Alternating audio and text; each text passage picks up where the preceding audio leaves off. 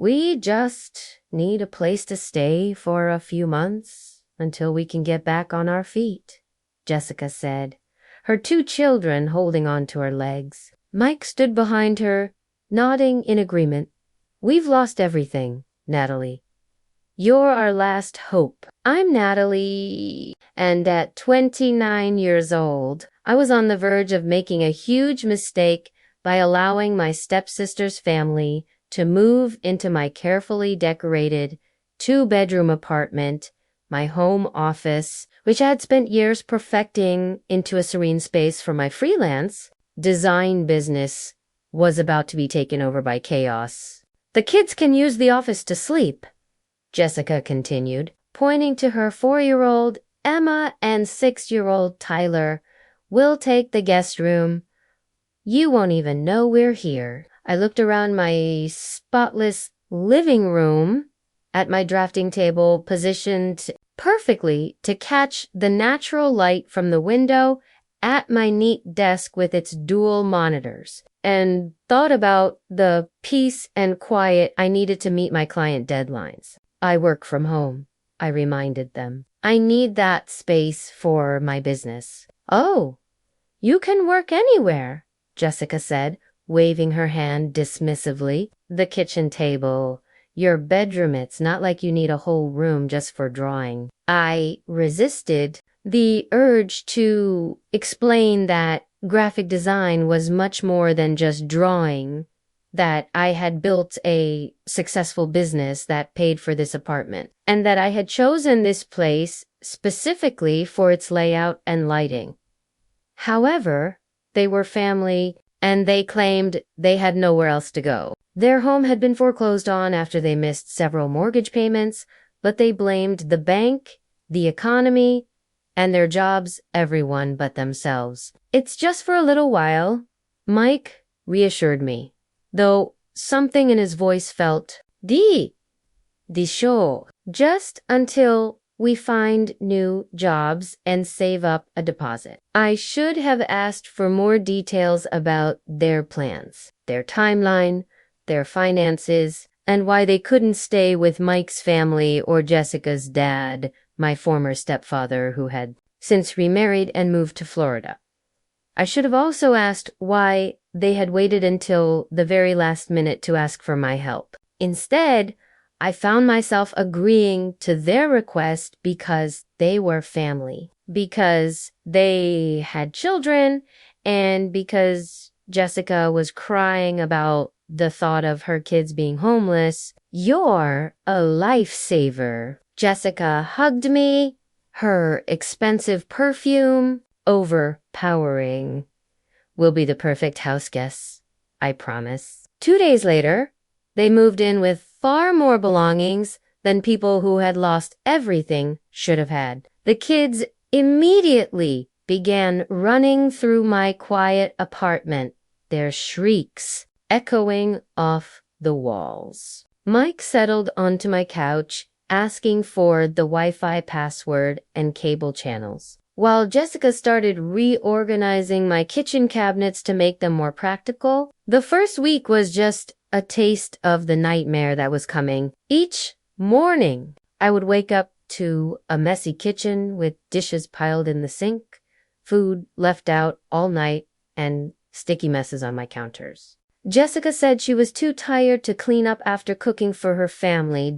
My perfectly organized fridge became a mess of Huffington leftovers and juice boxers. My specialized art supplies, which I kept in specific spots for easy access during calls with clients, were constantly being moved or put away where I couldn't find them. The kids need space for their homework. Jessica explained when I found my drafting table shoved into a corner and covered with coloring books and broken crayons. You can work in your bedroom, right? My bedroom became my final sanctuary, but even it wasn't safe. Jessica would often walk in without knocking, usually when I was on a client call. The kids need some quiet time, she'd whisper, pushing Emma and Tyler into my room. Just watch them for an hour while Mike and I run some errands. These errands always ended up taking 3 or 4 hours. Meanwhile, I would try to stay professional in my Zoom calls while Emma drew on my walls and Tyler jumped on my bed. "We're out job hunting," Mike would say when they finally returned. Though neither of them seemed to have had any actual interviews, they'd come back with shopping bags from the mall, or Jessica would have a fresh manicure dot my grocery bill triple. And they never offered to help pay, claiming they needed to save every penny for their new place. Yet, Jessica always had money for her weekly hair appointments and fancy coffee. "Family helps family," she'd say whenever I brought up the costs. "Remember when our parents were married? We shared everything then." We hadn't shared everything back then. Jessica had taken everything, just as she was doing now. When our parents married, she was 12 and I was 11, and the 3 years before her dad left, my mom were a preview of this exact situation. "You're overreacting," she said when I asked her to stop reorganizing my art supplies. "This is how normal families live. You're just not used to it because you live alone like a hermit." The word temporary started to feel like a joke. They made no effort to look for apartments. Every time I brought up their plans, they had a new excuse. "The rental market is so tough right now. We're waiting for the right opportunity. The kids are finally settled. We can't uproot them again so soon."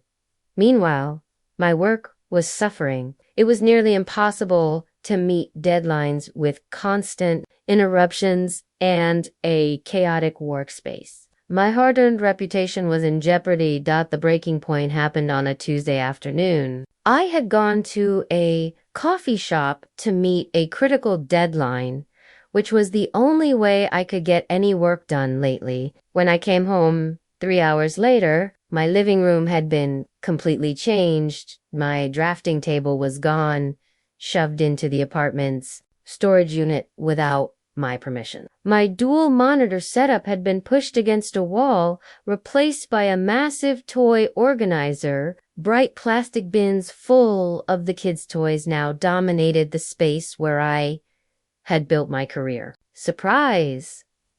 Jessica beamed, gesturing at the mess. "Now the kids have a proper play area. It's a much better use of the space, right?" I stood frozen in the doorway, my laptop bag falling from my shoulder.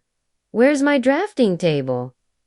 I asked. "Oh, we put that old thing in storage," she said. "You never really used it anyway. You're always working on your laptop these days." This was because they had taken over my workspace, forcing me to adapt to their invasion of my home because I had been too nice to stand up for myself. "And those monitors are a mess," she continued, wrinkling her nose. "We should really—" "Don't touch my equipment." My voice came out sharper than I'd ever heard it. "This is my office, my workspace, my home. Our home now," Mike called from the couch, not even looking up from his phone. "Family shares, right? The kids need space to play," Jessica insisted. "You can't expect them to be cooped up in one room all day. They're children. And I'm a working professional who needs her office." I shot back. "This apartment isn't a daycare. It's my workplace. You're being selfish." Jessica's voice took on a hurt tone. "After everything we've done, what exactly have you done?" I interrupted. "Except take over my home, disrupt my work, and disrespect my boundaries." "We're family," she argued. "No, you're squatters," I said. "You haven't looked for jobs. You haven't looked for an apartment. You haven't paid a dime for expenses. You've just taken and taken and taken." Emma started crying at my raised voice. Jessica immediately scooped her up, giving me a look of pure martyrdom. "Now look what you've done." "Come on, sweetie," Let's get away from mean Aunt Natalie, who doesn't want to share her toys. I watched them retreat to the guest room, their room now, apparently, and something inside me broke. This wasn't sharing. This was an invasion. This was the theft of my space, my peace, and my livelihood. That night, after they had all gone to bed, I opened my laptop and started making plans over the next week. I executed my plan with the same precision I used in my design projects. First, I found a new apartment across town, a one-bedroom with a dedicated office nook and a strict policy against overnight guests. I paid the deposit from my emergency fund, grateful that I had maintained my savings despite my increased expenses during my coffee shop work sessions. I gradually moved my most important belongings to a small storage unit. My expensive drawing tablet, my backup drives, my portfolio materials, anything. I couldn't risk Jessica. Reorganizing disappeared piece by piece. I documented everything. Photos of my invaded workspace, screenshots of ignored texts about job hunting and apartment searching, and lists of expenses they never contributed to. I even recorded Jessica admitting that they hadn't actually looked at any apartments because they were too comfortable at my place. My landlord was surprisingly understanding when I explained the situation. They're not on the lease, he reminded me. Technically, they're unauthorized occupants. I can have them removed. Just don't renew my lease next month, I told him. And maybe mention you'll be showing the apartment to new tenants. I arranged for my utilities to be disconnected the day after my planned departure, not immediately, as I wasn't cruel enough to leave the kids without power or water. But soon enough to force Jessica and Mike to finally take action. The hardest part was acting normal while I prepared to leave. I tolerated Jessica's daily rearranging of my remaining belongings. I nodded along to Mike's excuses about the job market. I even babysat one last time while they went apartment hunting, which, according to their Instagram stories, looked suspiciously like a day at the mall. We really appreciate everything you've done, Jessica said that evening, sprawled on my couch with shopping bags at her feet. You're such a good sister, letting us stay until we find the perfect place. And when will that be? I asked, watching her unpack new designer shoes. Oh, you know how it is. These things take time, she said. We can't just settle for any apartment. We have the children to think about. This place is perfect for us, though great school district, nice neighborhood, plenty of space now that we've reorganized. We might as well stay through the summer. At least, I looked around my former office, now a chaotic playroom, and smiled. Sure, through the summer. They had no idea I would be gone in 3 days. No idea that their comfortable invasion of my life was about to end. No idea that sometimes the best revenge isn't confrontation, it's careful planning. Moved out on a Wednesday when everyone was gone. Jessica at her salon appointment. Mike at his weekly networking lunch, which seemed to involve more beer than networking, and the kids at school. My new apartment was ready, and the moving company was quick and efficient. By noon, everything I owned was either in my new place or safely in storage. I left a detailed letter on the kitchen counter, along with copies of every expense they had accumulated during their stay. 3 months of grocery receipts, utility bills showing triple the normal usage, and even estimates for repairing the walls Emma had colored on with markers. Dear Jessica and Mike, I wrote, by the time you read this, I'll be gone. My lease ends in 2 weeks, and I've told the landlord I won't be renewing The utilities will be disconnected next Tuesday. You have until then to find new arrangements. I've documented everything. Your lack of job searching, your shopping sprees while claiming poverty, and your destruction of my workspace. If you try to harass me or damage anything else in the apartment, all of this goes to the landlord and, if necessary, the police. The drafting table you put in storage has been moved to my new place along with everything else I own. What's left belongs to you, including the responsibility for your own lives. I knew the reaction would be explosive. Within hours of their return, my phone was filled with angry messages. Jessica, how could you do this to us? Mike, real nice, abandoning your family. Jessica, the kids are crying.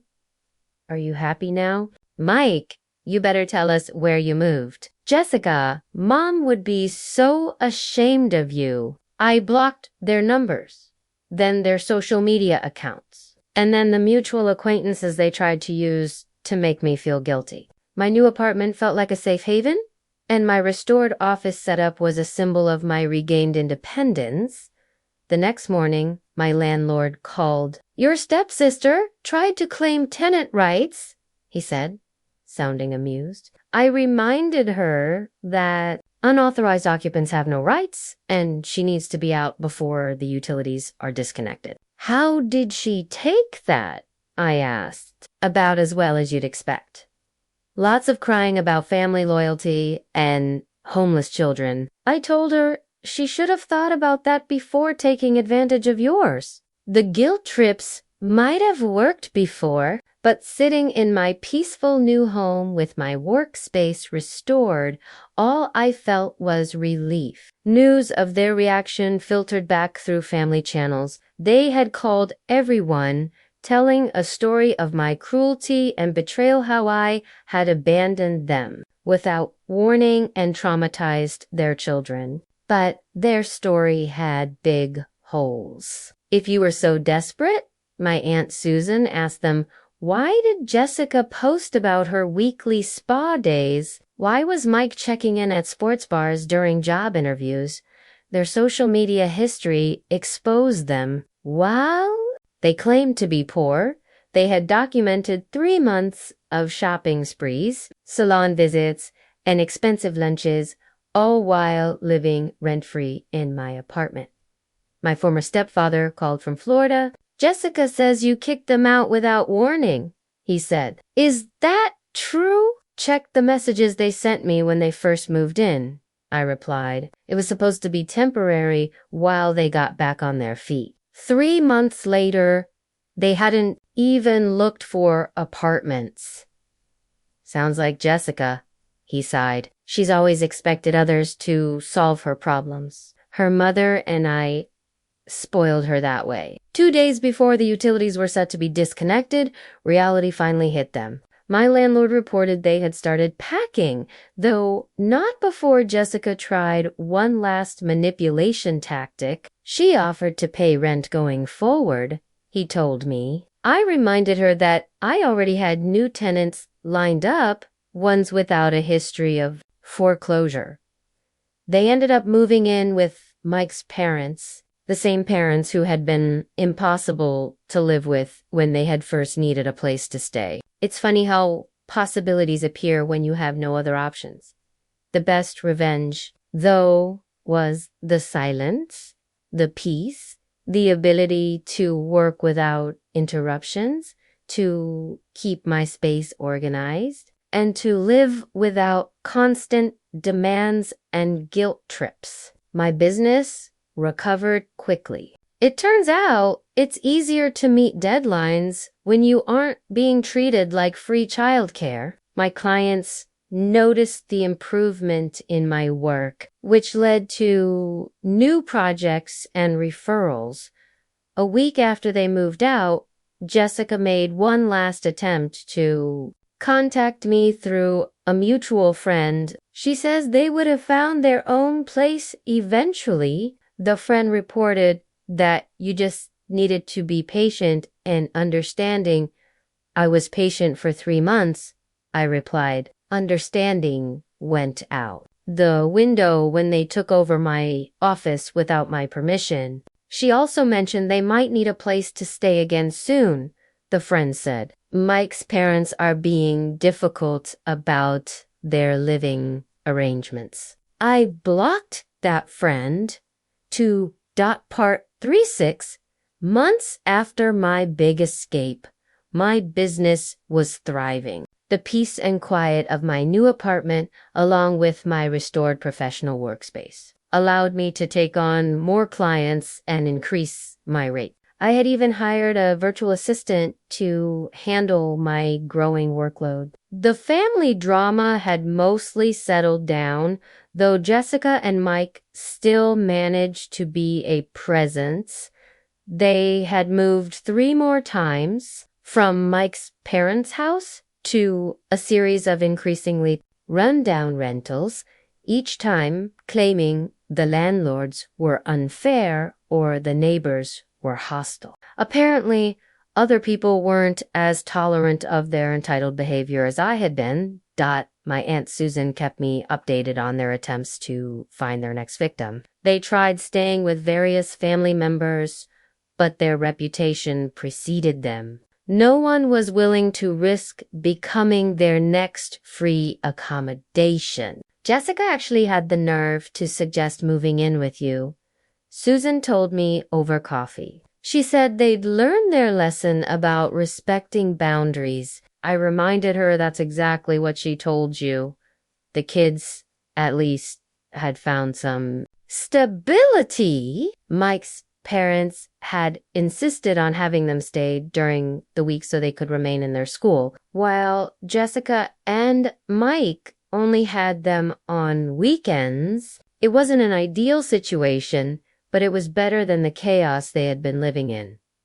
My new apartment became everything I had wanted my old place to be. I set up a proper home office with a dedicated space for client meetings. My work area stayed organized, my kitchen remained clean, and my peace was never interrupted by demands for impromptu babysitting. One morning, I received an unexpected email from Jessica. I've been doing a lot of thinking. Maybe we didn't handle things the best way when we stayed with you. We were going through a rough time, but that's no excuse for taking advantage. I see that now. The kids miss you. Would you consider meeting for coffee? It was the closest thing to an apology I would ever get from her, but something about the timing felt off. I called Mike's mother, who had become an unlikely ally. Oh, they just got evicted again, she confirmed. Jessica's been calling everyone trying to find a place to stay. Don't fall for it. I wrote back a simple response.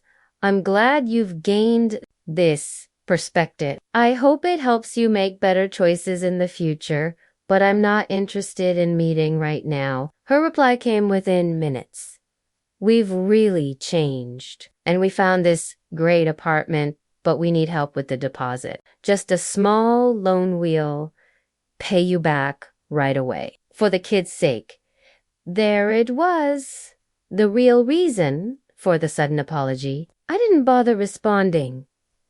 Later that week, I received a large design project from a client who had found me through my upgraded portfolio website. The fee would cover 3 months of my old apartment's rent, the same amount I had spent supporting Jessica's family while they lived with me. Sitting at my pristine drafting table, watching the sunset through my office window, I felt nothing but gratitude for having found the strength to break free. Sometimes the biggest gift you can give yourself is the courage to say no to toxic family members. My first holiday season in my new apartment brought another wave of family drama. Jessica and Mike had launched a campaign to paint me as the villain. at every family gathering, conveniently forgetting to mention their own actions.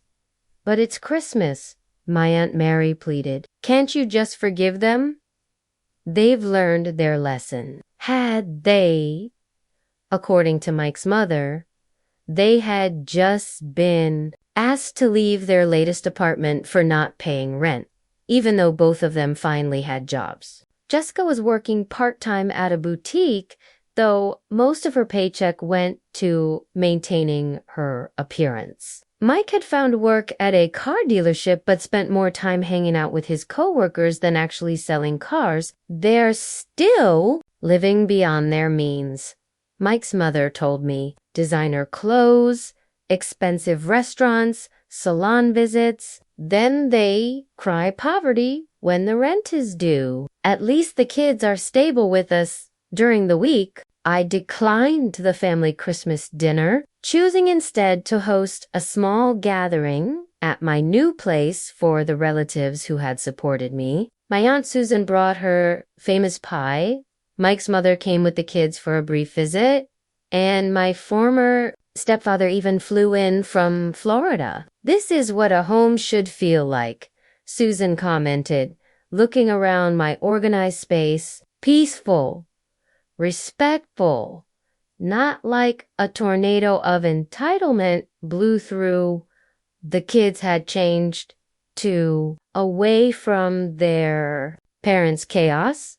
They had settled into better routines. Emma no longer drew on walls, and Tyler had improved in school. They were still energetic, but now their energy was focused on appropriate activities instead of destroying someone else's space. "Having them during the week has made such a difference," Mike's mother said.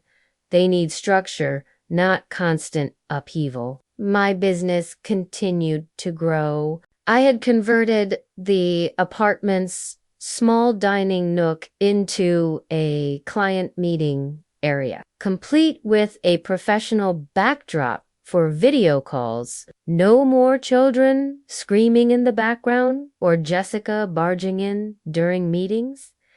The Friday before Christmas, Jessica made another attempt to reconnect. "The kids made you Christmas cards. We'd love to drop them off, maybe stay for a quick visit.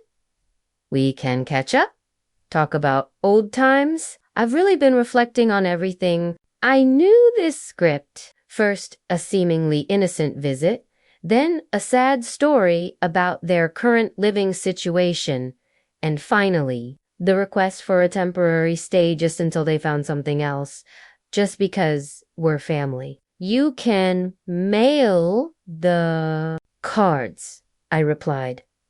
"My address hasn't changed." "Don't be like that," she wrote back. "It's Christmas. Family should be together. We've changed so much. You'll see, and we found this amazing apartment, but the deposit is a bit high, ...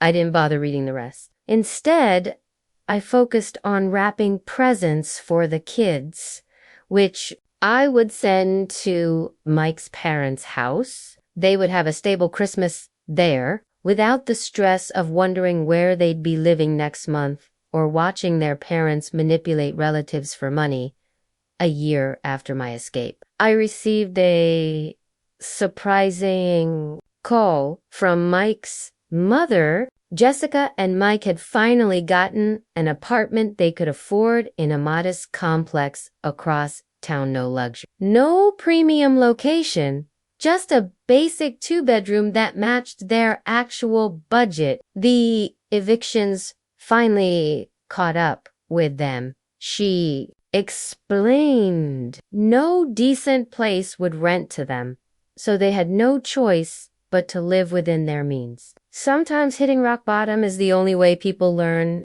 The kids still spent weekdays with their grandparents, which had become a formal arrangement through family court. They visited my new apartment occasionally, always with their grandmother, never with Jessica and Mike. "Aunt Natalie's house is so quiet," Emma commented during one visit, "and clean. That's because she takes care of her things, their grandmother explained pointedly, and respects other people's space. My business had doubled in size. I had hired 2 remote designers to help with the workload, and my client list included several prestigious companies. The peace and stability of my new life had allowed me to focus on growth instead of constantly managing chaos. Jessica still tried to reach out occasionally, usually when they needed money, but her messages had lost their power over me. I had learned that family shouldn't be used as a weapon or an excuse for bad behavior. My former stepfather summed it up best during his last visit. Sometimes the kindest thing you can do for family is let them face the consequences of their own actions. You didn't abandon them. You just stopped enabling them. During one of my Aunt Susan's visits, she noticed the empty picture hooks on my living room wall. I had taken down the family photos after moving, not wanting daily reminders of that chaotic time. You could fill these walls with your own story now, she suggested. Your designs, your achievements, your peaceful new life. She was right. The next day, I began creating a gallery wall, framed prints of my best design work, professional awards I had earned, and a few select photos of the family members who had stood by me. Jessica saw the photos on my social media and immediately messaged me. Nice to see. You've got pictures up. We should take a new family photo for your wall. Maybe over dinner at your place. I had to laugh at her persistence. Even now, she was still trying to find a way back in. But my walls, both physical and emotional, were finally mine to decorate as I chose. Mike's mother sent me a holiday card with a recent photo of the kids. They looked happy and settled. Emma had joined a children's art class, and Tyler was playing Little League baseball. They were thriving in the stability their grandparents provided, proof that structure and boundaries could make all the difference. My new apartment wasn't just a home anymore. It was a testament to what's possible when you stop sacrificing your peace for other people's chaos. Every organized drawer, every quiet morning, every successful client meeting was a reminder that sometimes the family you need to protect most is yourself.